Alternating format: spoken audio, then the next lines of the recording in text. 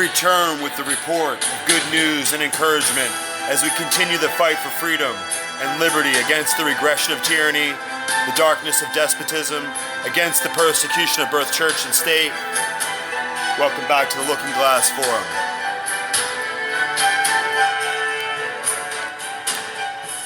So welcome back, and as we're here today, we're working through these episodes, and I wanted to point a few things out.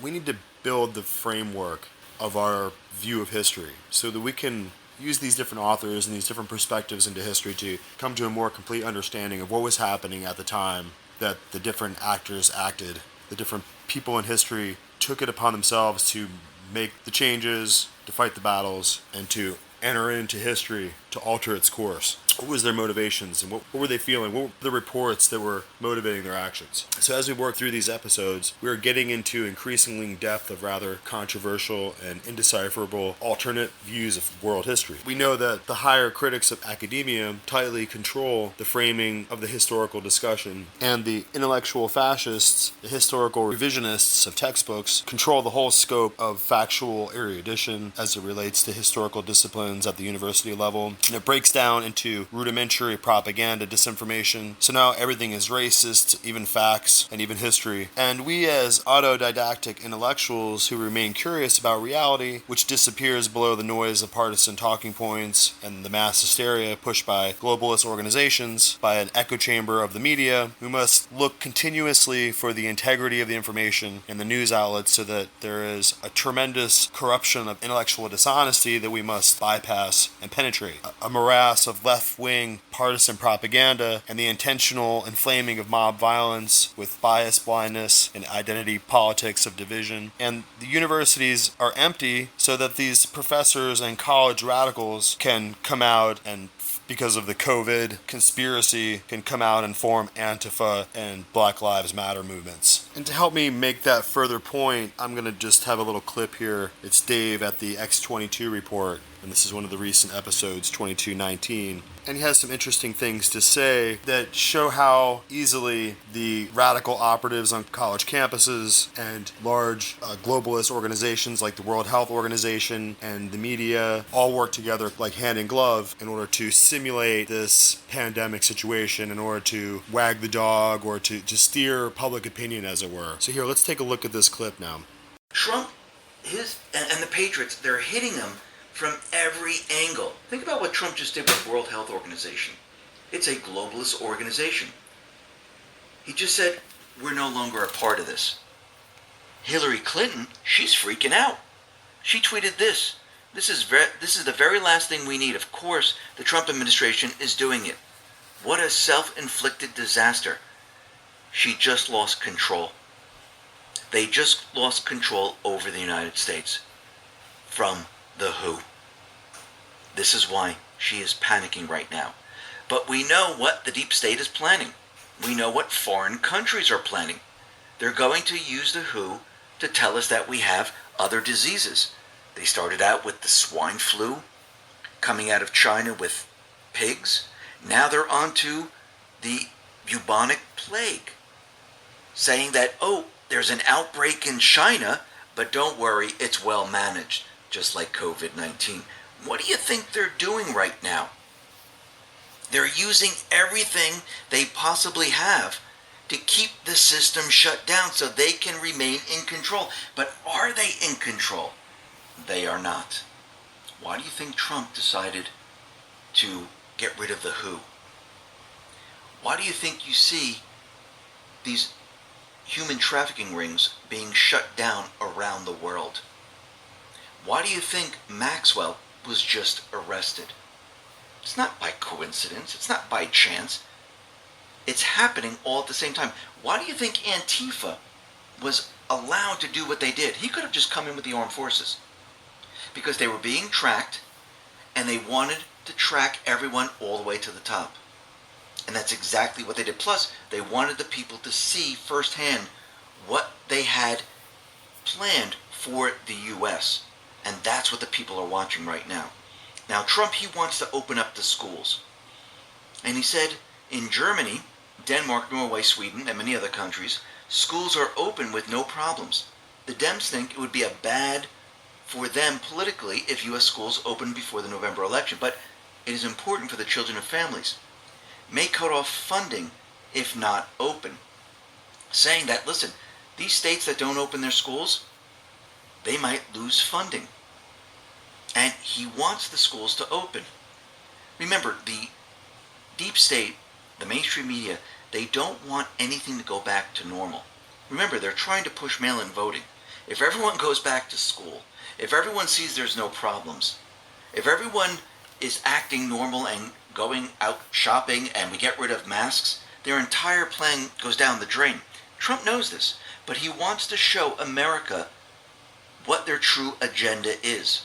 This is why he's allowing the statistical numbers to continually add up, where the death rates are falling, case numbers might be rising, but it's showing that people do not get sick, people recover, people don't die, and soon we're going to be out of that pandemic phase. Now, colleges like Harvard and MIT and the rest, they're playing along with the deep state. Now remember, Q has told us that election day +1, most likely we won't hear COVID-19. And these colleges know that they'll just bring all the people back to their colleges come January. So they only have a couple of months. They might even, I don't think they'll do it in December, they'll probably do it in January, but they know that they're going to reopen and people are going to come right back to their school. This is why they're not worried about it. But Trump and his administration and ICE, they said, listen, if you're not going to have college and people are doing this online, then they don't need to be in the United States. Now remember, they don't want this. They want everyone here in the United States. So Harvard, MIT, they're filing a lawsuit against the Department of Homeland Security and Immigration and Custom Enforcement over the new student visa guidelines. They don't like that. They're saying that they don't need to be in this country right now. Why would they? If you're doing it online, you can just stay in your country until the college opens up again. It's very simple. So as we're taking a look at the report, it's becoming more and more evident that the universities, the leftist organizations there who have become so completely lockstep in their fascism and their socialism and their racial identity politics that they require that the pandemic situation continue so that they can have an excuse for being out of school and roaming the streets trying to perpetuate the idea that there's an overwhelming mob revolt that's going to change the course and the destiny of our country, and that we should put away our American Revolution and our Bill of Rights and our Constitution for this new green energy, this new Green New Deal kind of madness. And we might point out that this is a race-specific revolution that's taking place. So it's designed, obviously, to bring us to the brink of a catastrophe. So what Dave over at the X22 report describes as the deep state, the enormous, well-moneyed banking complex of the Illuminati of the 17 and 1800s, as it were, the aristocracy of the European nobility, as they tried to overwhelm, divide, and conquer the upstart republic of free men that dared raise its head above the subjectivity and the servile status of subjects to the royals, the common man. In America, the common man was self-governing, and he would conduct a republic of self-rule that would make everyone equal, and there would be no more nobility class of lords. So I want to point out here that as we were doing our history about the Civil War, it's interesting that they had their own deep state at the time, and that the papacy had sent enormous numbers of immigrants from Europe who were being pressed by the different conflicts taking place, many from South America, but at the time, in the 1850s and 60s, there was a second Irish potato famine, as it was called. It was like a lot of conflict going on between the North and the South in Ireland, between the Protestants and the Catholics, who were fighting a lot. And that's where you're going to get the history of the Irish Republic Army, the IRA, and the freedom fighters and the people that were trying to liberate themselves from the tyranny of church and state, which would come under the king or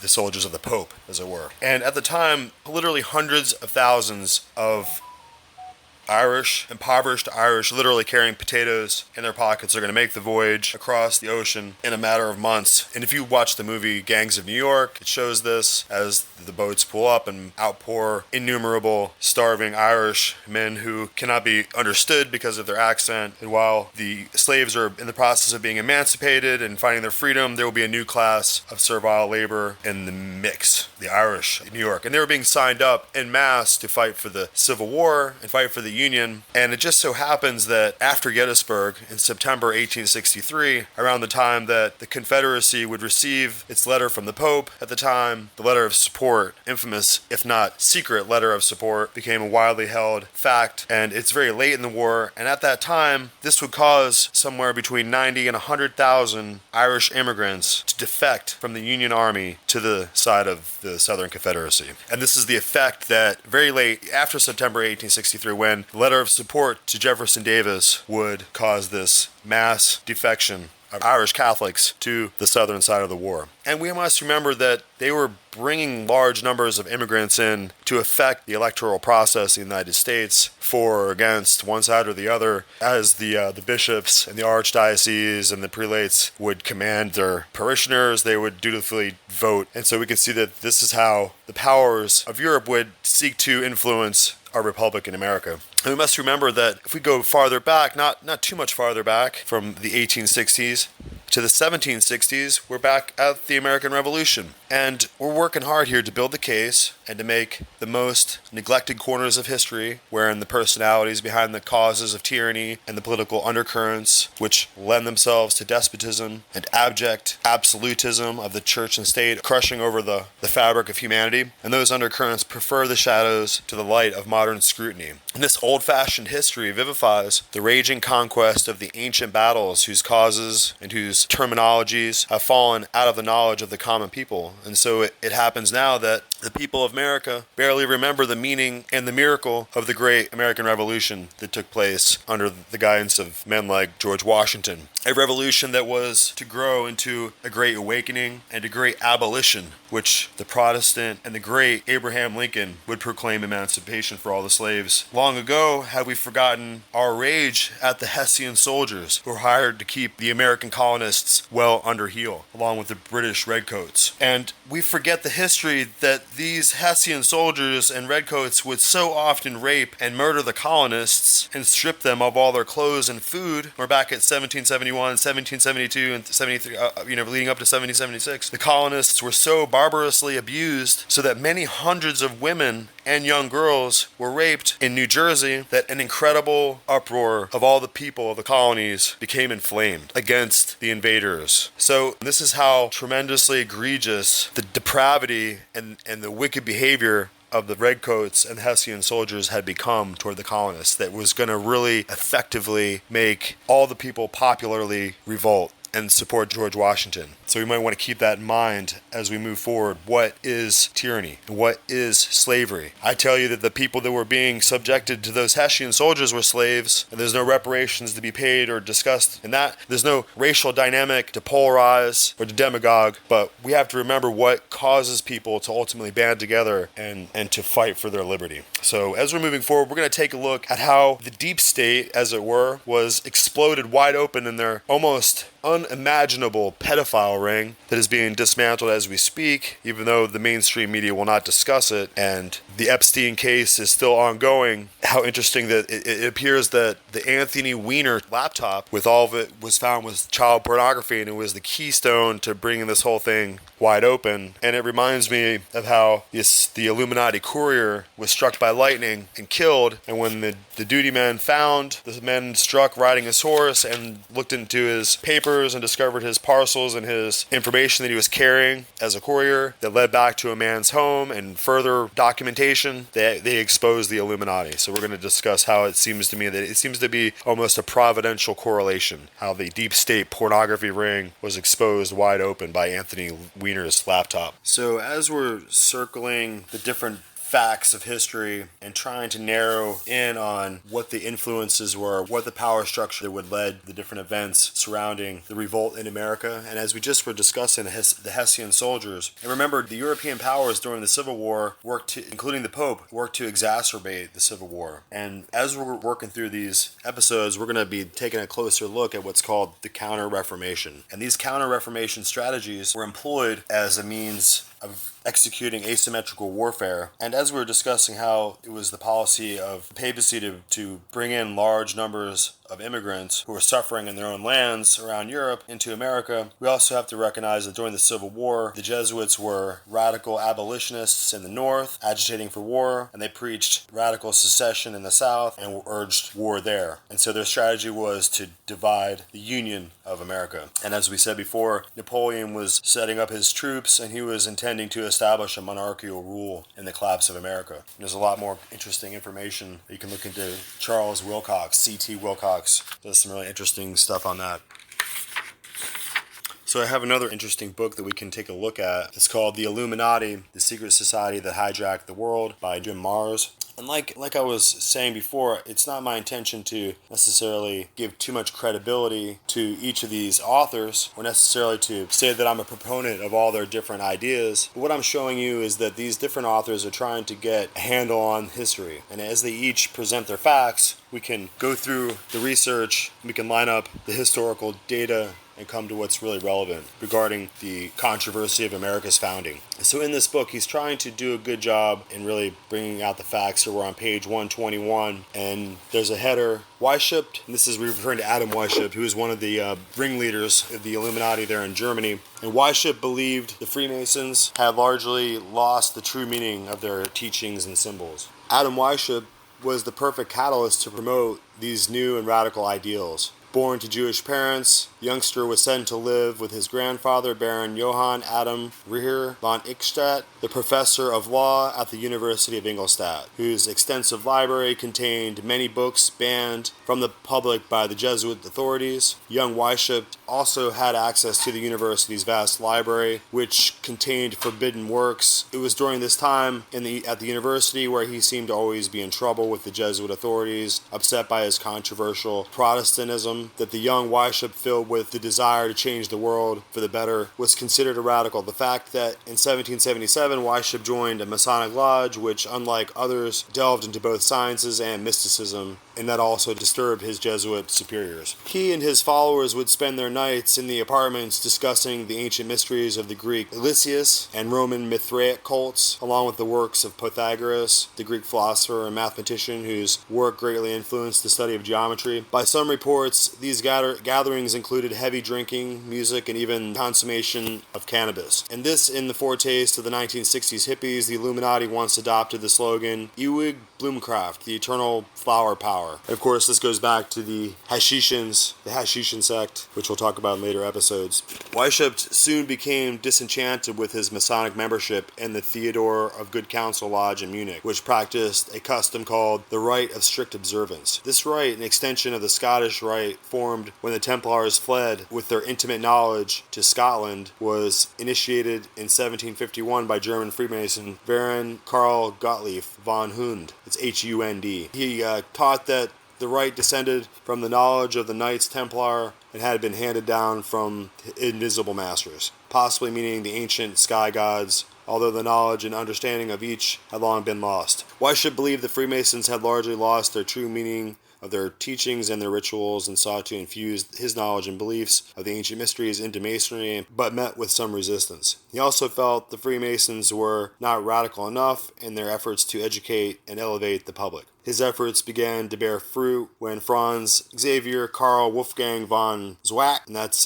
Z-W-A-C-K, a scion of German nobility and a former student of Weishaupt, was recruited into the Illuminati. Zwack was a well-known official within the Bavarian government and a capable recruiter. He began to recruit ranking members of society into the order, as well as streamlining and even innovating some of the rituals and degrees. By 1779, the order had gained control over the Munich Masonic Lodge, and its doctrine was becoming more widespread, although still largely unknown to the public. So in 1779, America had revolted from Britain, and this was at the time that the lodges of Freemasonry were becoming Illuminized or being controlled by the spread of the Illuminati agents. So it stands to reason that the early lodges in America were not yet affected by the Illuminati or corrupted in that way, and were probably still independent lodges. So we're back to the page 222 here. Events moved rapidly. In 1780, Weishauпт's wife died, releasing him to fully concentrate on his work, and he initiated the nobleman Friar Adolf Franz Friedrich Ludwig Nieg, Adolf Nieg, Knigge, to become a very important figure in the Illuminati later on,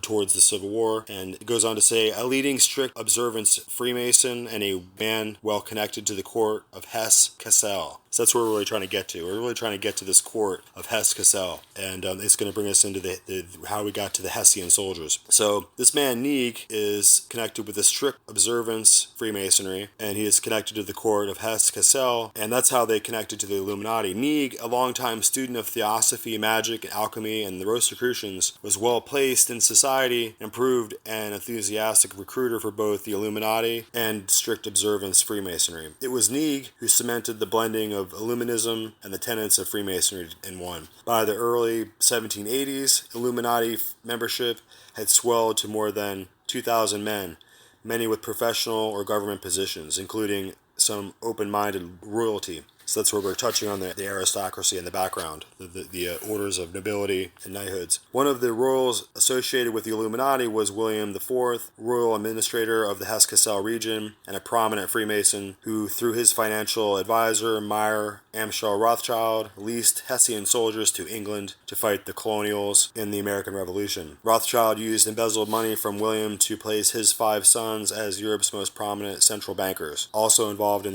with the Illuminati was Mayer Rothschild's bookkeeper, Seligman Geisenheimer. With the funding of the Rothschild banking empire behind him and a host of educated and progressive thinking Illuminati working for him, Weishaupt's dream of a world free of state and church controlled seemed to be coming true. The achievement came despite a turbulent personal life in which he impregnated his sister-in-law and then tried to chemically abort the fetus. In time, Weishaupt and Nieg fell out, constantly arguing over philosophy, management style, and the perennial lack of funds. Although Nieg well represented the absent Weishaupt at 1782 Council of Wilhelmsbad, termed the most significant event of the era as far as the official coalition between secret society factions. His conflict with Weishaupt reached a climax in 1784 when Nieg resigned from the order. He felt Weishaupt had been ungrateful towards his work, and he felt Weishaupt had been ungrateful toward this work, took on dictatorial control in his leadership. The same year, fate turned against Weishaupt when his Illuminati, when Prince Elector of Bavaria, Karl Theodor, persuaded by accusations against the Illuminati by the Jesuits and others, issued an edict banning such secret societies. The existence of the Bavarian Illuminati was drawing to an end. So there we have it, and this is just one author's perspective. Some authors go back into the lineage of Adam Weishaupt and dispute some of these different various facts, but this is pretty much how the story goes. And as it turns out, there were many Jesuits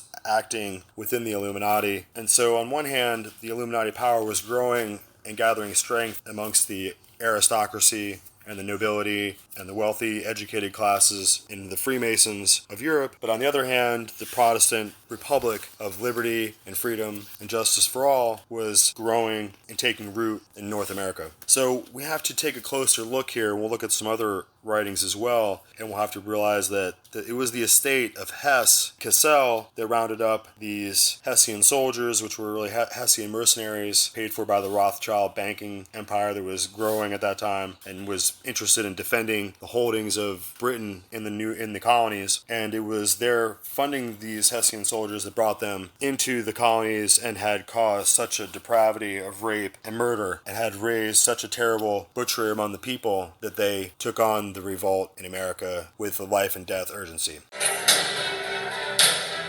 So we're back here with the Looking Glass Forum, and I just want to get back on topic here.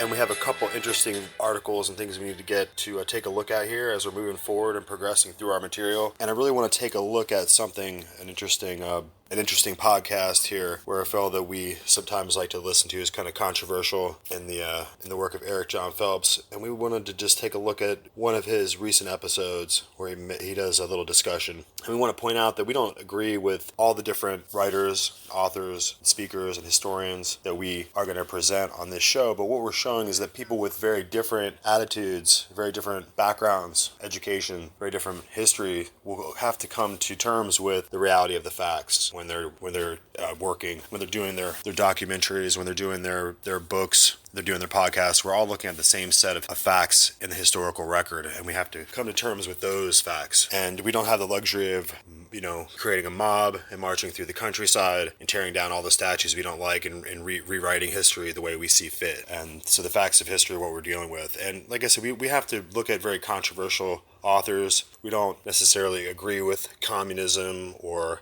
Hegelian conflict dialectics or some of the different ideas that our authors present, but what we're doing is we're looking at the way that they are dealing with the facts of history and how these immovable facts have to be understood. So as we're moving through the information, we're spanning the course of time throughout American history. As we're moving forward, the revolution's really going to be beginning in the late 1700s, the 1770s, and as we're going through time, we're approaching the advent of the Civil War, and then later on in the 1920s and 1930s, we would face World War II. So as we're going through all this data, we're going to start to see that the same families, the same organizations, the same secret societies, the same skull and bones agitators who are growing in power throughout our federal government and have more and more influence within the military-industrial complex. We're seeing that there is a class of plutocrats, an aristocracy within American society that's gaining wealth and power and influence. And so that's what we're going to begin to take a look at. And so here, Eric John Phelps is discussing World War II and all the bad actors and the provocateurs in the background.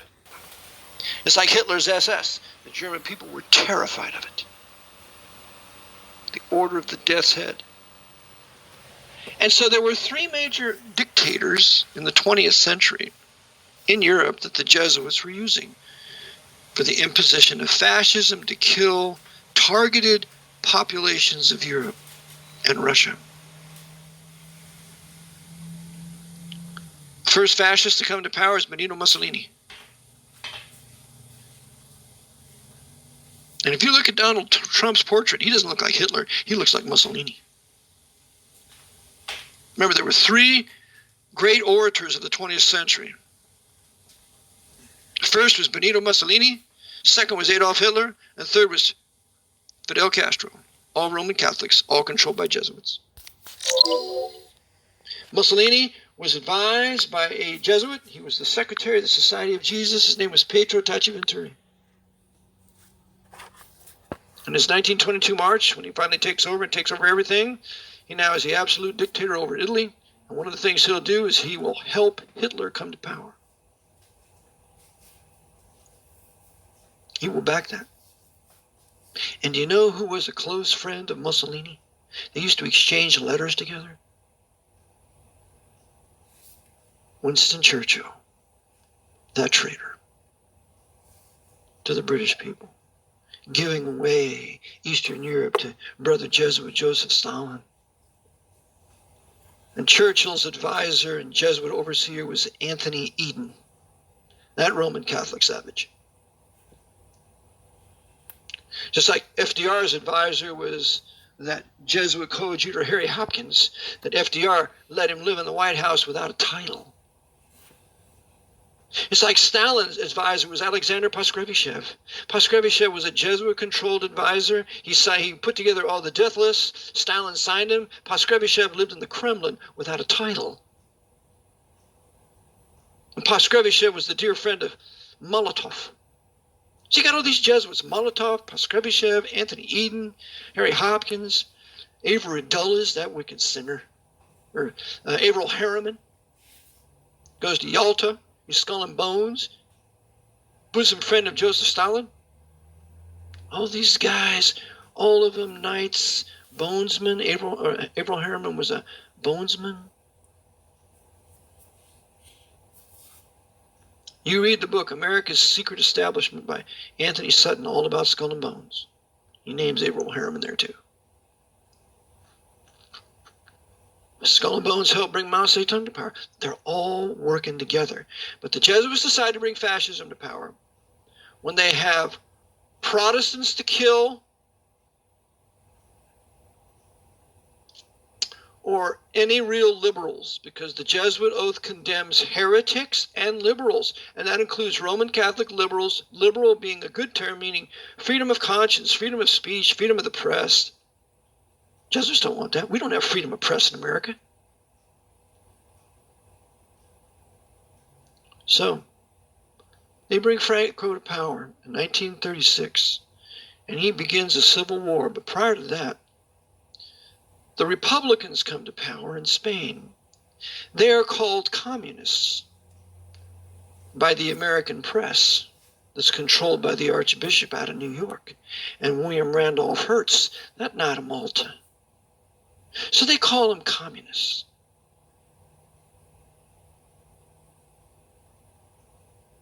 And they are going to be labeled as such because Joseph Stalin will send some money to them and send some military help to the Republicans of Spain. But Stalin didn't want to really help them. Stalin was working with Hitler. He was working with Mussolini. They're all working together with FDR and Churchill.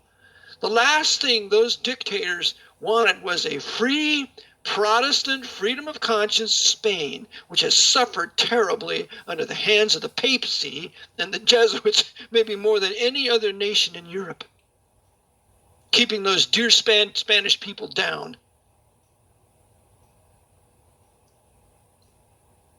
So, what did Franco do when he came to power? And I just watched a special on Franco on the TV last night. Showed the horrible things that he did, the torturing. One of his chief torturers was named Billy the Kid. It's a very good documentary on Netflix. I recommend you see it. All these mass graves they had. Franco killed approximately 2 million Spaniards. And he said, I'm prepared to kill every Spaniard in Spain to bring it back, to bring Spain back to the Roman papacy.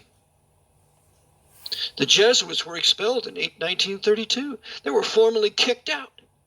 Good for the Spanish. And they were having a great Protestant revival there in the reading of the Bible with those dear Spanish people. So the Jesuits said, we got enough of this. So we're going to go after these Republicans. We're going to call them communists. We're going to invoke the help of America against Franco. And by the way, there was a great black American soldier. He was named Carter. His name was Carter. He later would get posthumously the Medal of Honor. But Carter was a great American soldier. He fought against Franco with the Republicans in the Spanish Civil War. And when I found that out, I said, no wonder he was blackballed. No wonder he didn't get a retirement. No wonder he had to go to work as an older man in a factory. He transgressed against the Jesuit order. That's what Carter did. And there's a portion of him on American soldiers getting the Medal of Honor, and there's a segment on Carter. You got to watch it.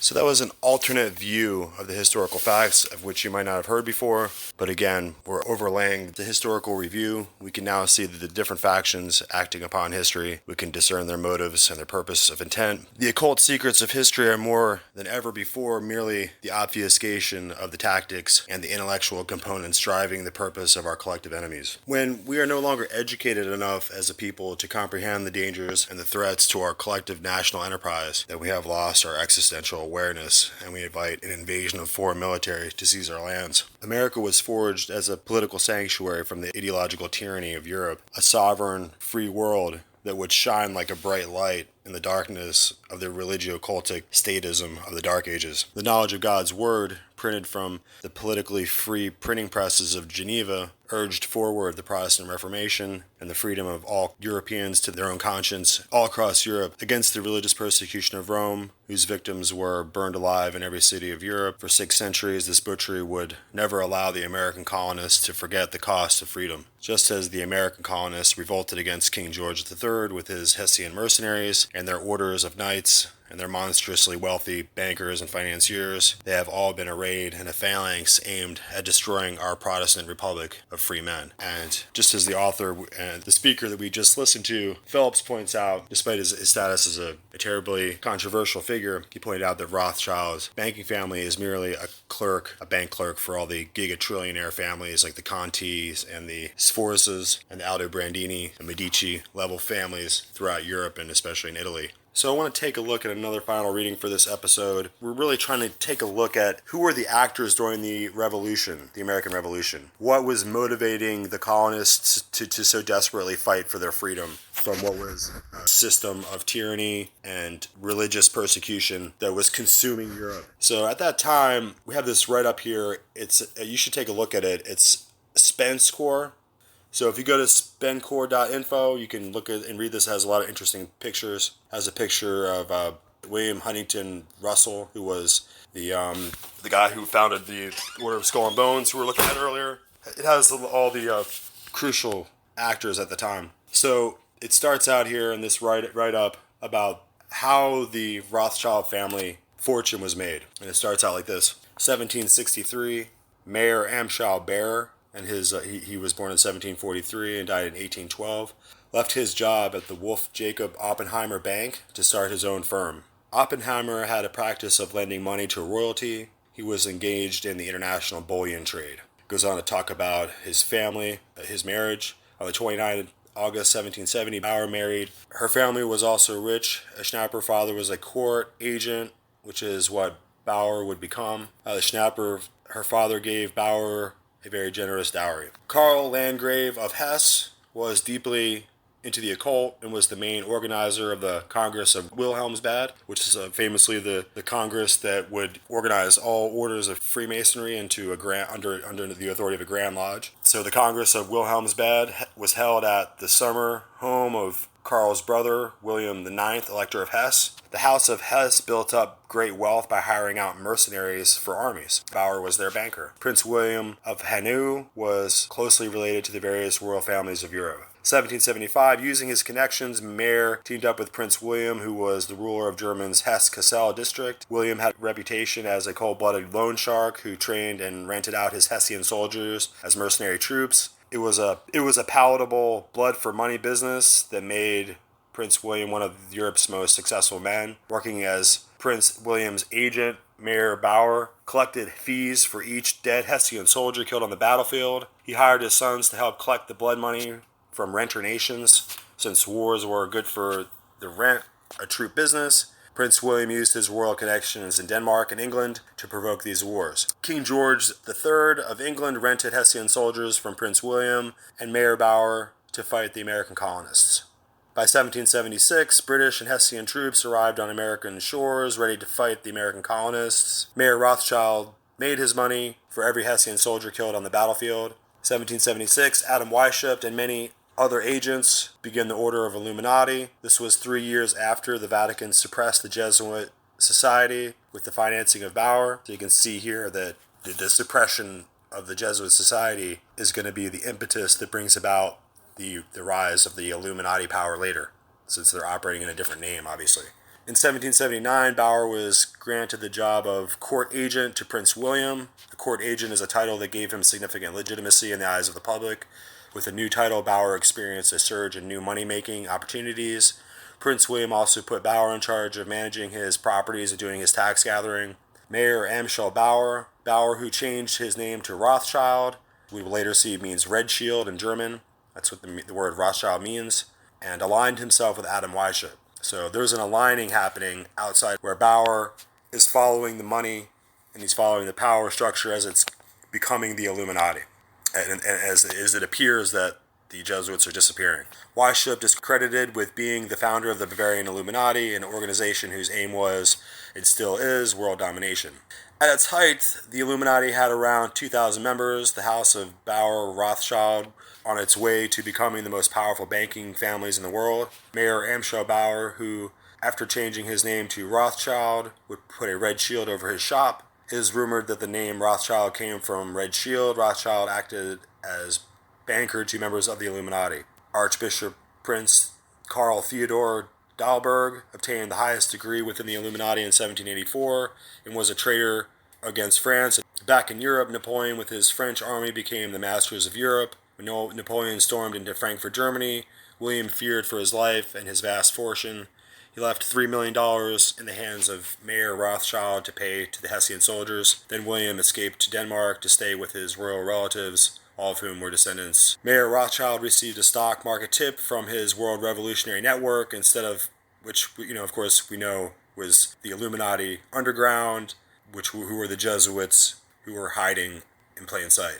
Instead of paying the Hessian soldiers with $3 million, Mayor Rothschild bet the money on his insider stock market tip. With this new fortune, Rothschild set up 5 family banks to be run by his sons in London, Paris, Naples, Vienna, and Frankfurt.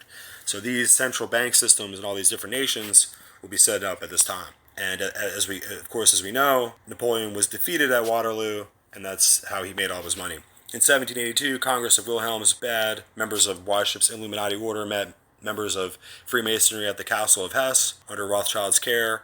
From that time on, 1785, Frederick II mysteriously died as his son William I, Elector of Hesse. When the French Revolution broke out in 1789, Mayor Rothschild found that the business of war was very profitable. He made fortune by selling arms to the Austrian army. With an increased wealth, he used the money to import large volumes of English textiles. He expanded his operations in more nations around the world during the early days of the Industrial Revolution. The Battle of Waterloo. Wellington's army was funded by Nathan Rothschild. The significance of the Battle of Waterloo should not be understated. Napoleon's return, partly funded by the French Rothschilds, provoked great instability throughout Europe, which was still reeling from the previous Napoleonic Wars.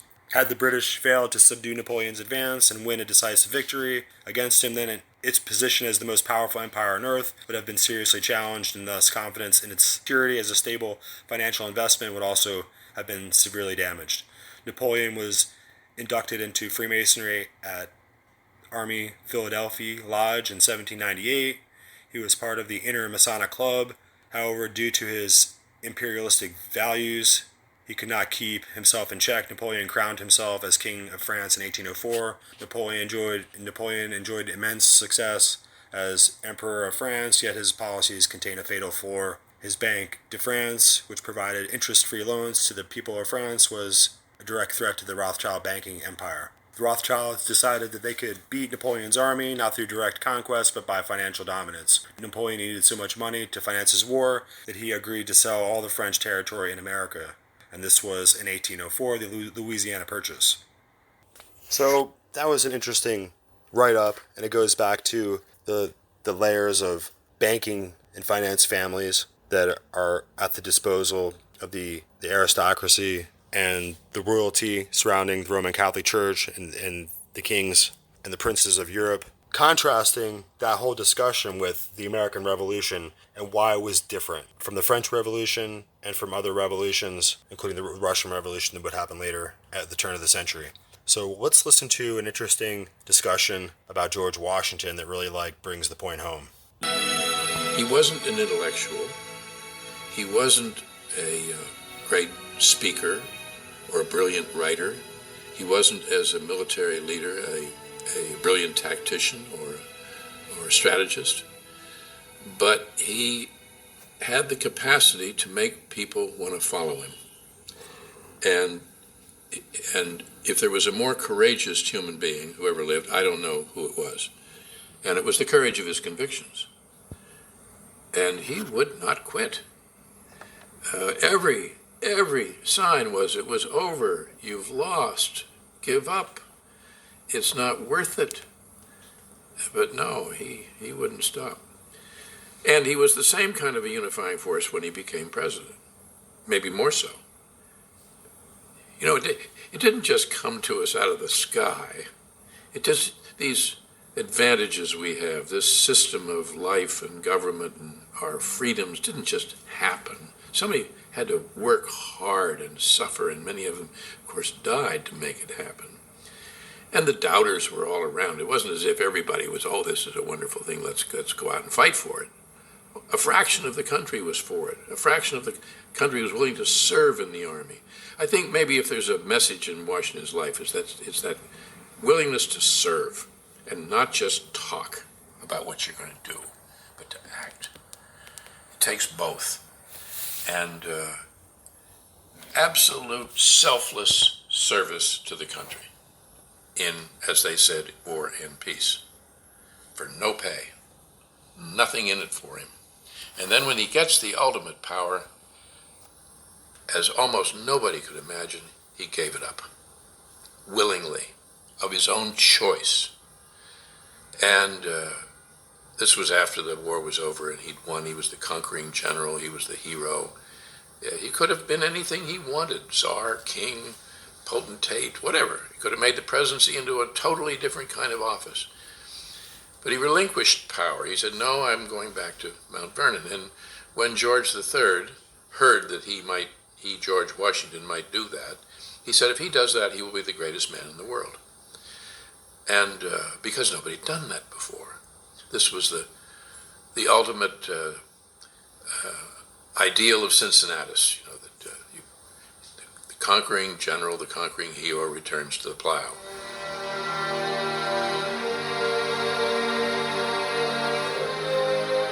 Well, when the British arrived in the lower bay of New York Harbor, and when they came up into the bay with a force of ships, it was the largest single armada ever seen in the 18th century.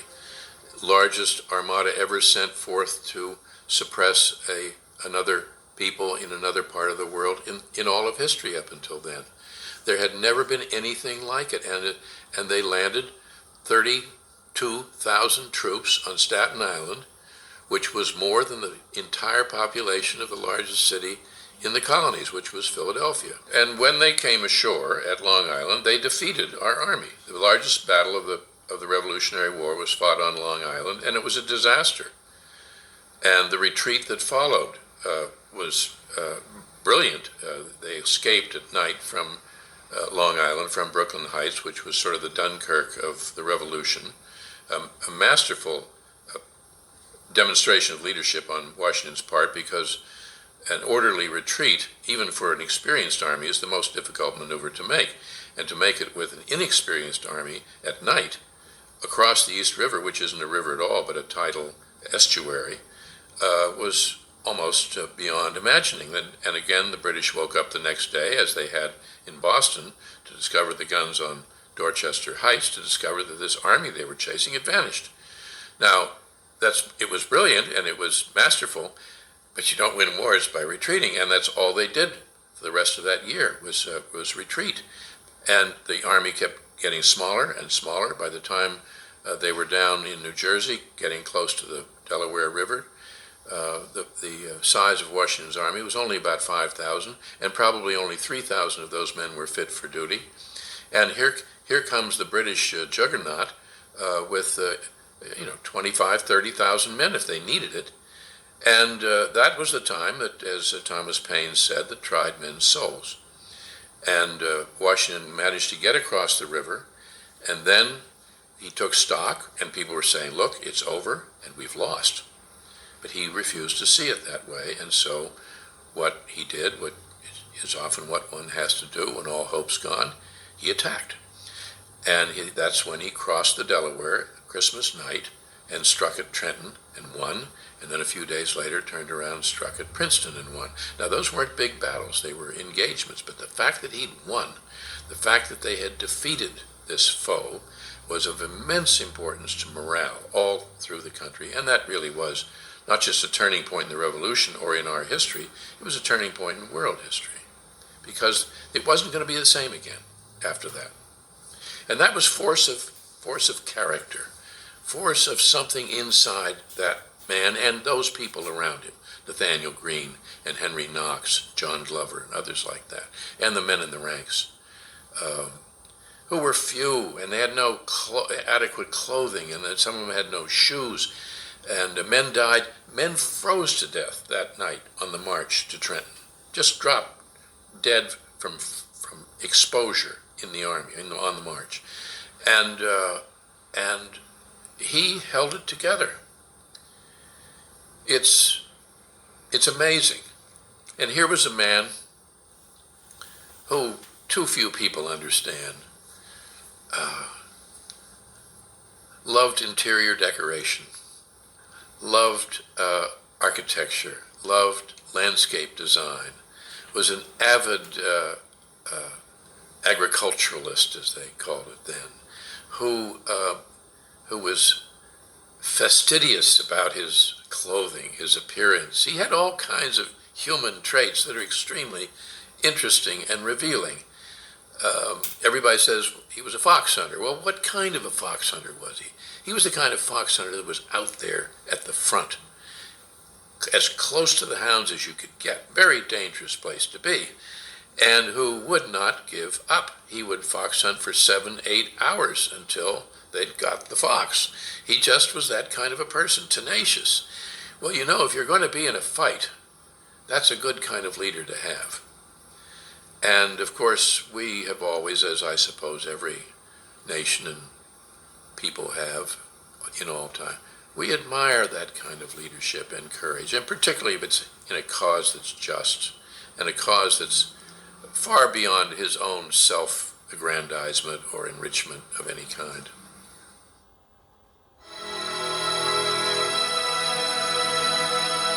Well, he was the leader.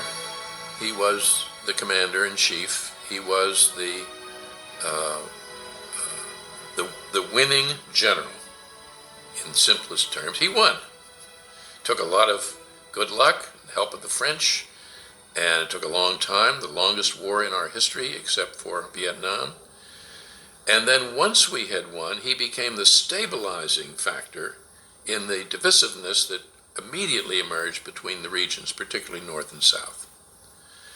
And he held the country together for 8 years as president. And this isn't something that later day scholars have imposed on the material from the past. This is in what they were saying then. He is what's holding us together. He was the force of unity. And at that stage, we needed that desperately because there were all kinds of forces outside and inside that were trying to break it up. Europe would have loved to have seen us break up. The faster the better.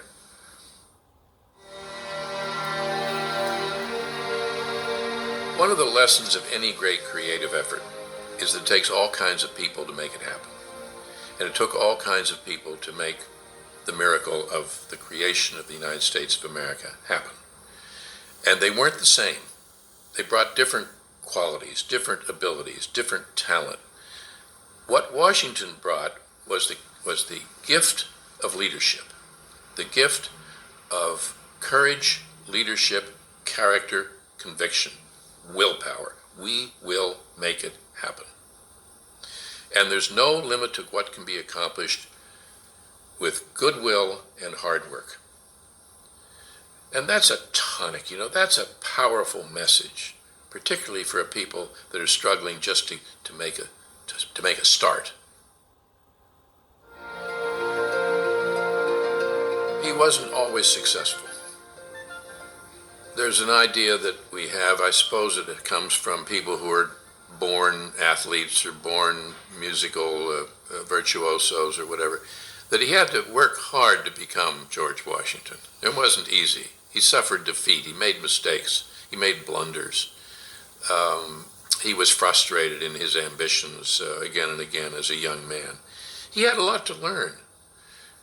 He had to go to the wilderness, which he did. I mean, that's something people don't understand. You talk about someone getting into outward bound, let's say. This was the most outward bound young man in Virginia in his day, when it was real wilderness and real adversity, living on the land or in the wilderness. And his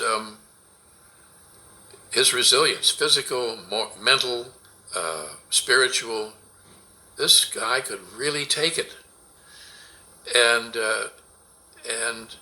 yes, he does sometimes resort to self-pity in his letters, and yes, he can at times not tell the entire truth, and yes, he can let people down, and he's a human being. Thank goodness. Thank goodness.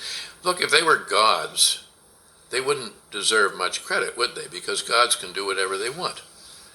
And these are human beings who did what they did. That's what makes it a story, and that's what makes it an encouraging story, an inspirational story, if I may use that word.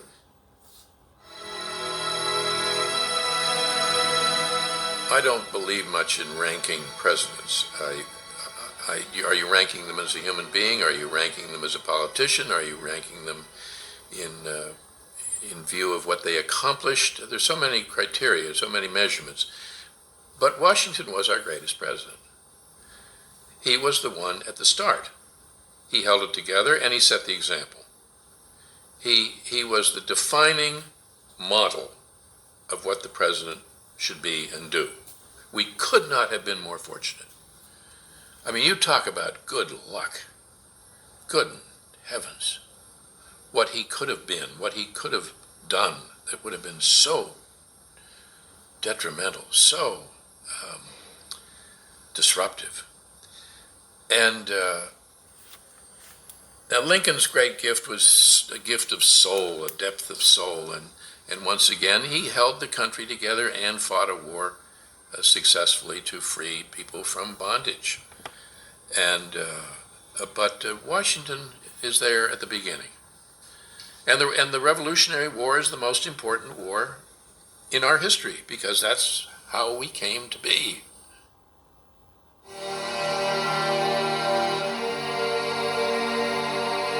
Well, that's of course a very subjective question. It's personal. I think what he reminds us is that public service to the country, the willingness to serve is what makes it work. And nobody served longer at greater personal sacrifice with less monetary, material reward than George Washington. Selfless devotion to the cause of the country. And I think that's a lesson that can't be stressed too often or too much.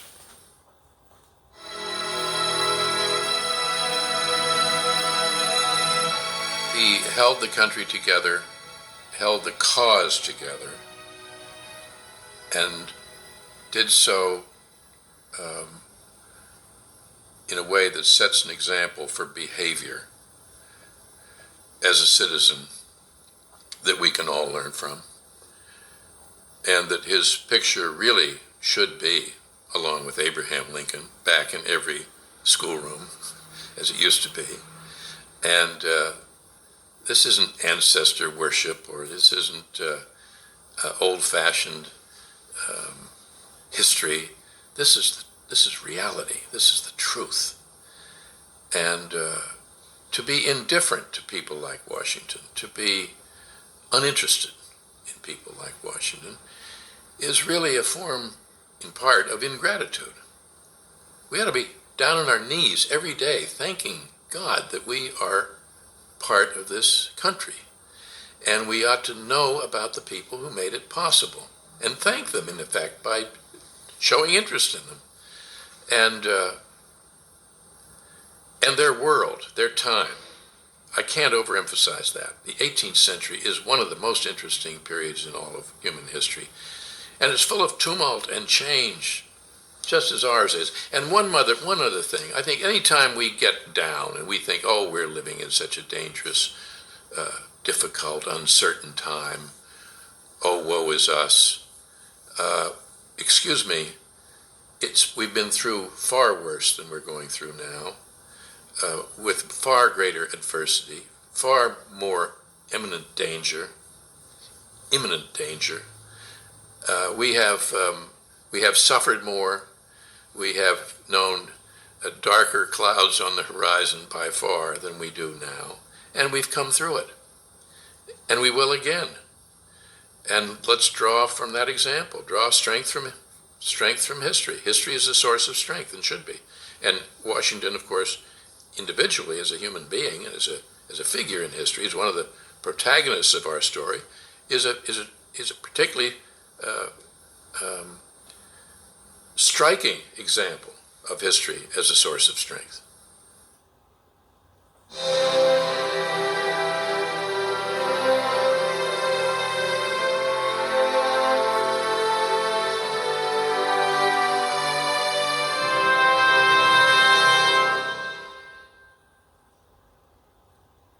Everything seemed to the advantage of the conquering army. all was going as wished, except for one vexing problem that had been growing steadily worse for several weeks.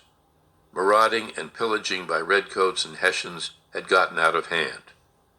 Scandalous behavior for British troops, wrote Major Stephen Kemble, the loyalist serving with the British Army, and the Hessians outrageously licentious, and cruel to such a degree as to threaten with death all such as dare obstruct them in their depredations.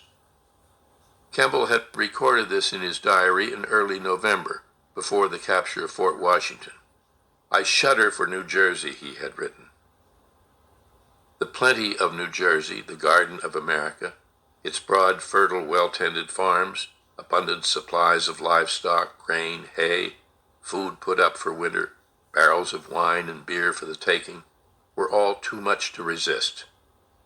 On the first night his Hessian troops set foot in New Jersey, Captain Ewald wrote, "All the plantations in the vicinity were plundered, and whatever the soldiers found in the houses was declared booty." Ewald was appalled by what he saw. "On this march through New Jersey, we looked upon a deplorable sight.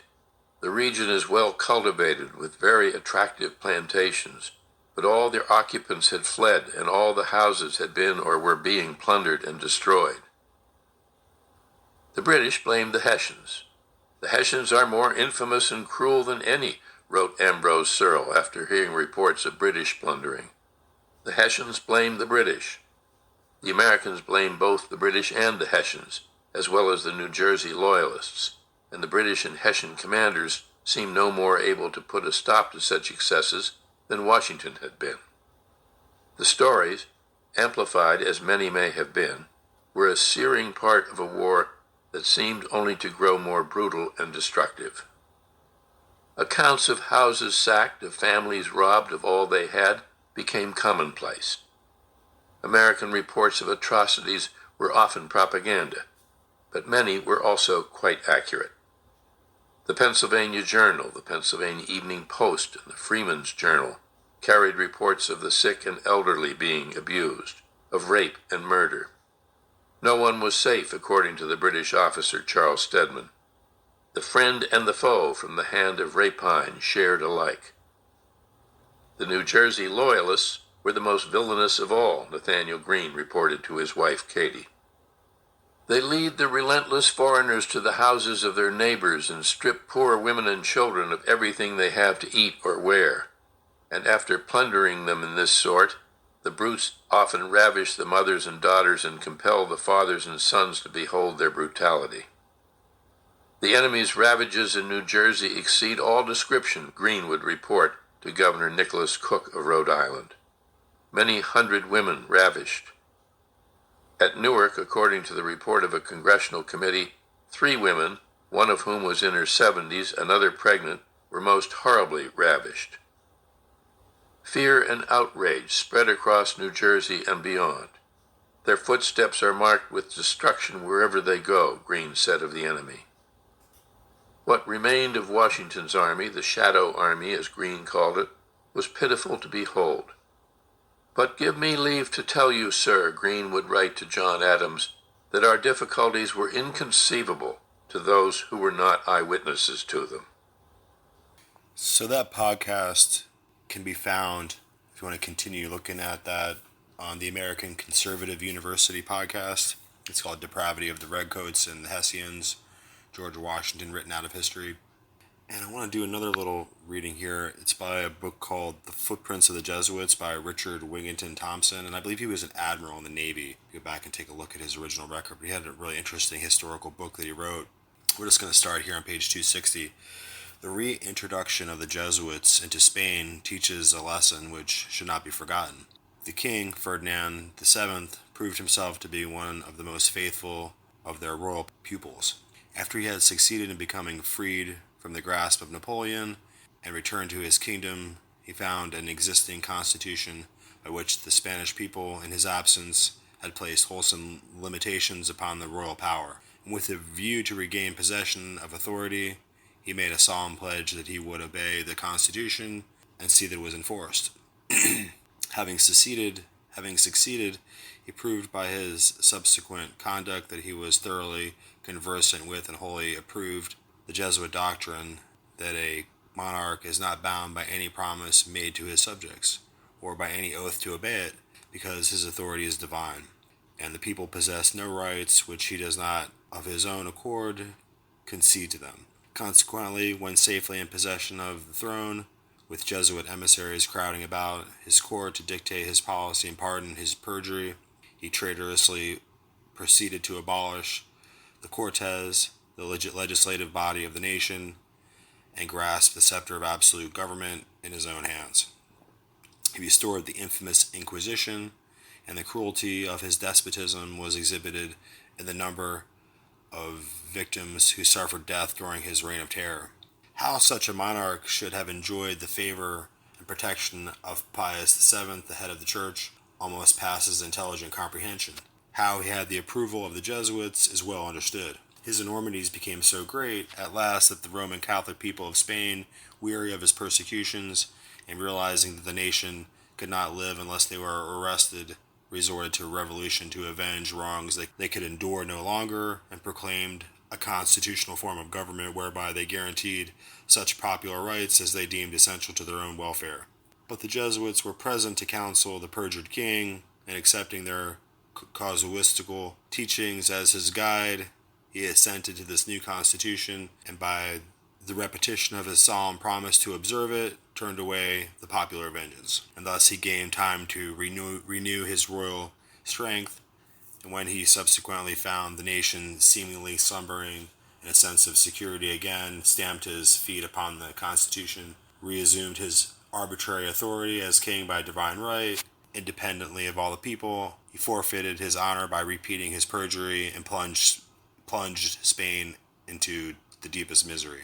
This perjured tyrant was cursed by the Roman Catholic people of Spain, and his enormities drove the Roman Catholic population of Spanish America to assert their independence. And when he had the royal power in his hands, he brought the Inquisition and the Jesuits back to Spain. And when the people were unable to enforce the Constitution, they drove the Jesuits out of the country. He knew his friends, and the people knew their enemies. But with all the infamies of his conduct resting upon him, he was favored and applauded by Pius VII, and venerated by the Jesuits. The contemporaneous events are all full of instruction. To accomplish the objects announced at Vienna, the Holy Alliance, quote-unquote, met again in Congress of Verona, where the sovereigns pledged themselves in the most solemn form that they would continue to prevent the establishment of popular governments or democratic self-government, and when you unite all their energies in preserving monarchical institutions where they existed and in reestablishing them where they had been set aside by the people. The adoption of a constitution by Spain was considered as in conflict with this decision at Verona, and preparations were at once made to defeat it. Louis XVIII of France was one of the allied sovereigns who had undertaken to preserve monarchism and defeat all popular governments at every hazard, marched an army into Spain for the sole purpose of subduing the people and setting the Constitution aside so that the state of things that had so long existed under Ferdinand VII should continue. It was this unnatural and unjust war that carried back the institution of the Inquisition and the Jesuits back into Spain. Nothing could have been more grateful to the Jesuits, because they had thought that they thought they could see in it the triumph of monarchism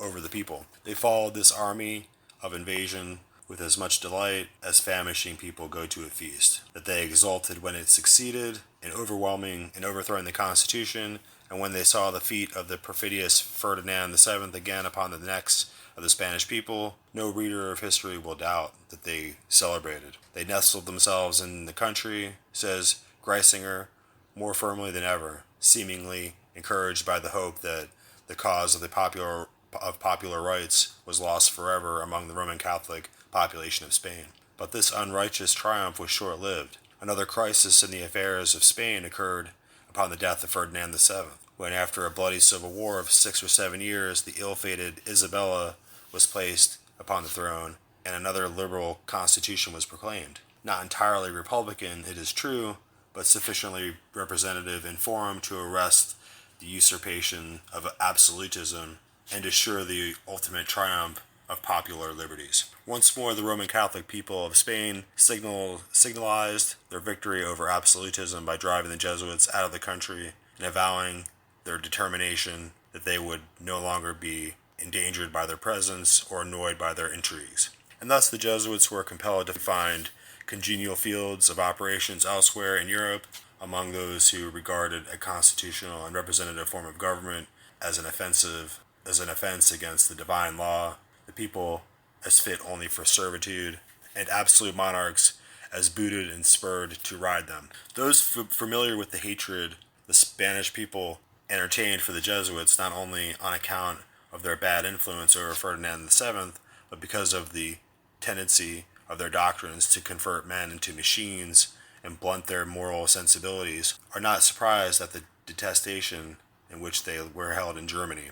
The Spanish people had long been known for obedience to the Roman Church, but had reached a point of intelligence which enabled them to understand the difference between the Church and the papacy, and therefore they would not permit even Pius VII to force the Jesuits upon them, a fact of great significance in forming a true estimate of their character. In Germany, however, where the Reformation began, the remembrance of their former vicious career had not died out. The opposition to them after their reestablishment was more intense than it had been before their suppression. So the suppression is going to begin in 1773, where Pope Clement XIV is going to extinguish the Jesuit order forever, supposedly, but they will be back in play from 1773. They will be back in play by 1814. So the opposition to them after the reestablishment would be at the after 1814. For as the German people increased in enlightenment, they were better able to see and understand the irreconcilable hostility of the Jesuits to intellectual development and constitutional government. Their own experience had taught them that reconciliation and concord between Protestants and Roman Catholics were not only possible but desirable. And they had learned from that same experience that as the Jesuits had participated in all the measures designed to strike down constitutional governments established by Roman Catholic populations, their delight would be increased if, with the same weapons, they could destroy similar governments established by Protestants.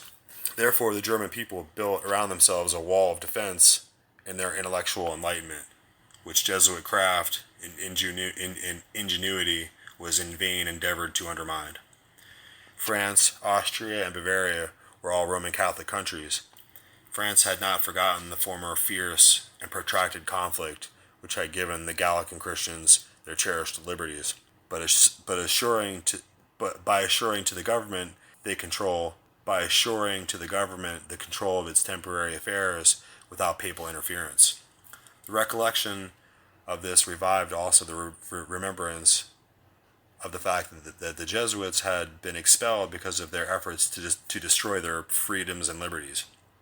And hence, after their reestablishment in 1813, even Louis XVIII, with his evident partiality for them as the intriguing defenders of absolute monarchism, was unable, although backed by Pope Pius VII, to allow them again openly to re-enter France. Neither in Austria nor Bavaria had there ever been any struggle as in France. But nevertheless, the indignation felt towards the Jesuits by the people of both these countries was so undisguised that neither Francis I in the former nor Maximilian Joseph in the latter dared to brave public opinion by allowing them free access to their kingdoms again. So in this we see a need for secret societies and Freemasonic orders and Egyptian lodges and the series of esoteric occult lodges that would be used by the Jesuits since they could not operate in the open. So we go back to the book here, we're on page 264. These impediments, however, only offered to the Jesuits the opportunity to practice the arts of dissimulation and deception with which they are made familiar by their method of educational training. They surreptitiously entered France under the name of Fathers of the True Faith, and Austria and Bavaria, they entered under the name of Redemptionists, Order of Redemptionists. And they did not venture in either of these countries to avow themselves openly as Jesuits because of the almost universal indignation felt towards them by these Roman Catholic populations. It was too dangerous.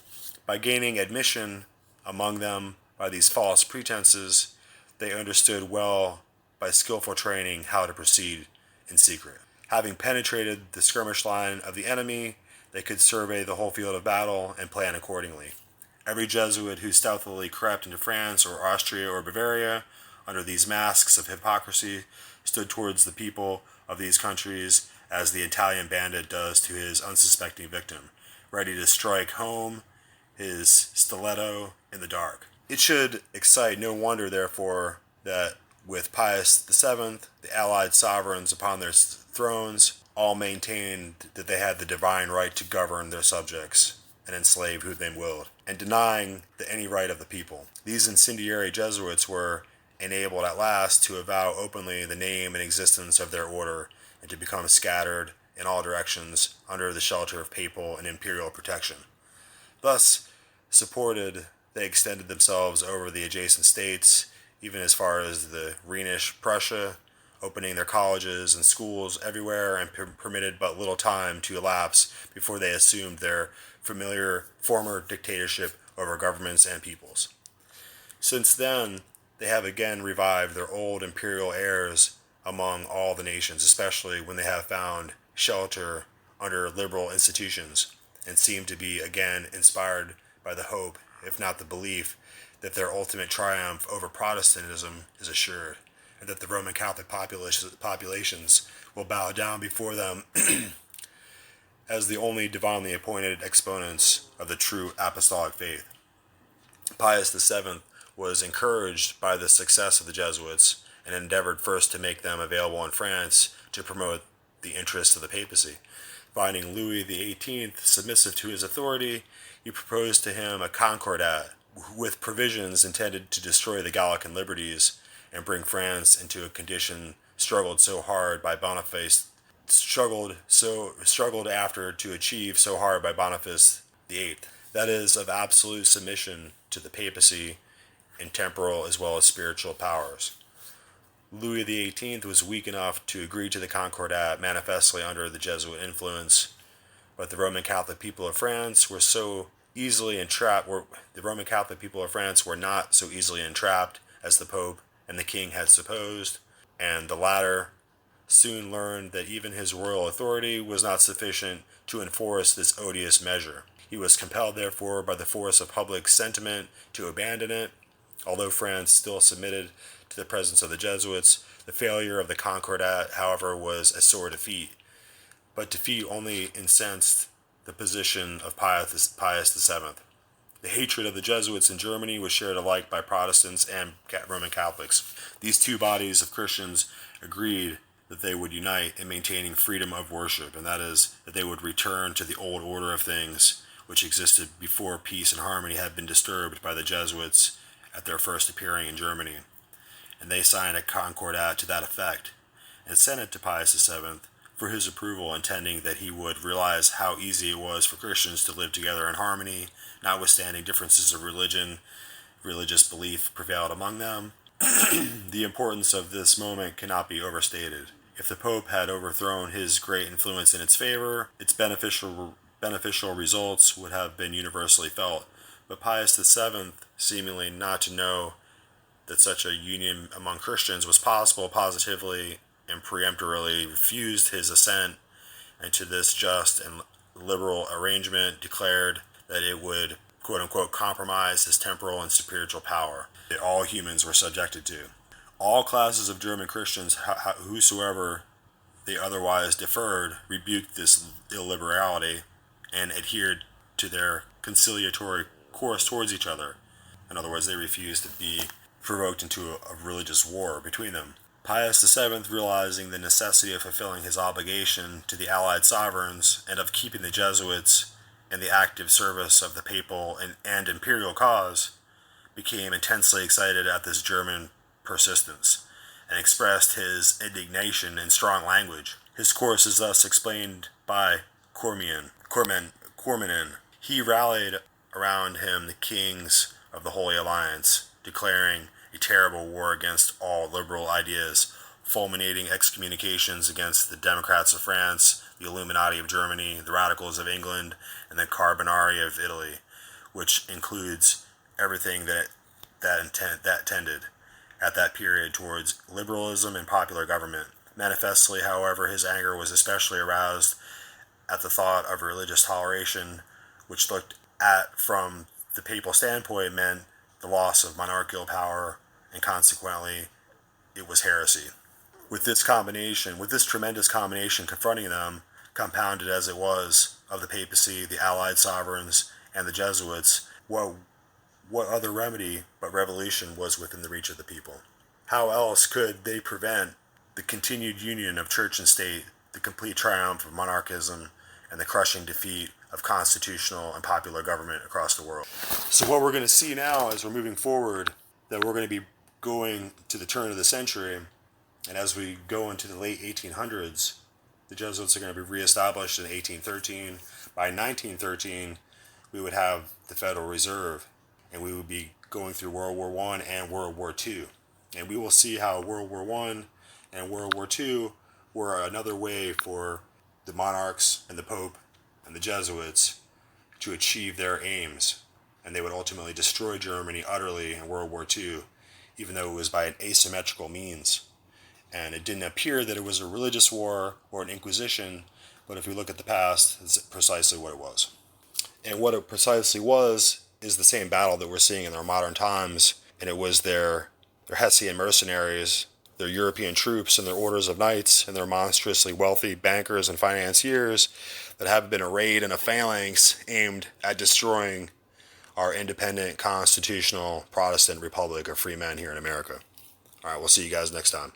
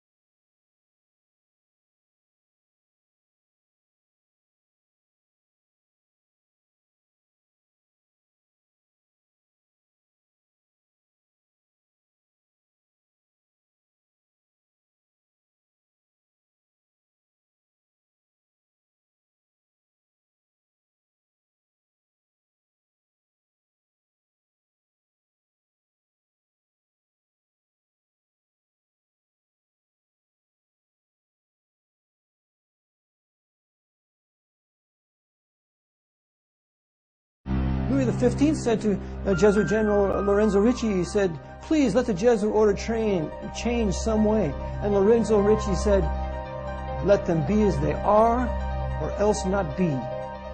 So the Jesuits never changed. So what did they do? They went underground, and they started a series of networks. And one of those networks was the Bavarian Illuminati, because Bavaria was the strongest Jesuit stronghold north of the Alps, which throws light on who really started the Nazi war machine out of Bavaria.